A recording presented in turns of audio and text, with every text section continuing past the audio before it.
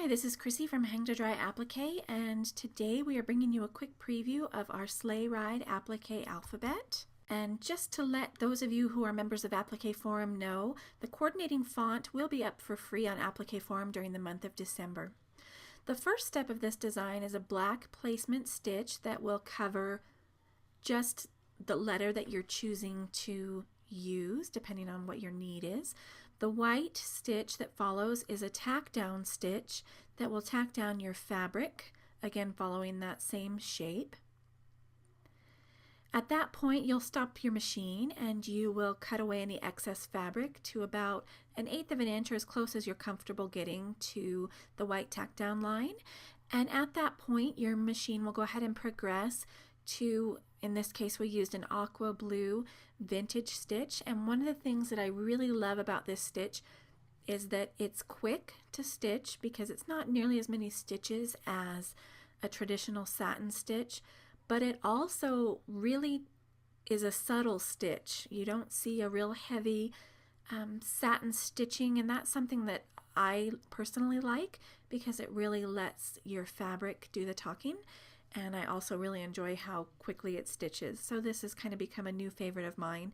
I do recommend with vintage stitch that you do use a layer of Wonder Under or Heat and Bond Light fused to the back of any large sections of fabric, because those can have a tendency to pull away from the fabric and from the item that you've appliqued on. So that's something that I always recommend with larger sections of fabric that's been vintage stitched.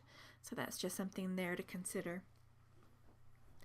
After this point, your machine will go back and add a white decorative top stitching over top of the vintage stitch that you've used to finish off the edge of your letter. And again, that's something that you can skip if that doesn't float your boat. I just happen to really like the definition that it adds, but it's an easy step to skip if it's not something that you enjoy. And once that's complete, your machine will come back in and it'll give you a decorative scroll. I don't even know what the heck to call this. I suppose it's the rails for your sleigh, and it is just satin stitching, so there's no fabric cutting involved there.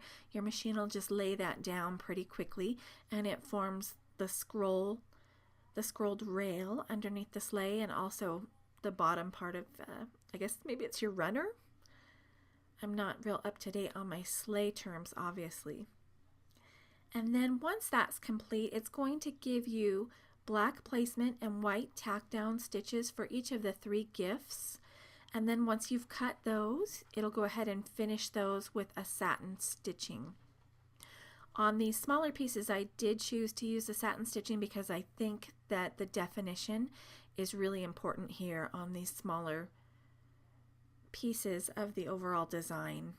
So you'll see that those are done in satin stitches, but they're pretty quick to finish because they're pretty small sections here. From that point, it's going to give you a black placement and a white tack down of the body of the sleigh, and a black placement and white tack down for the trim, the white trim of the sleigh here. Once that's complete, the machine is going to come back through. Obviously, you've gone ahead and trimmed the excess fabric after the white tack down stitches on any of these sections. It's going to come back through and give you the coordinating green and white satin stitching that'll finish off the edges here of your sleigh. And that will complete your design.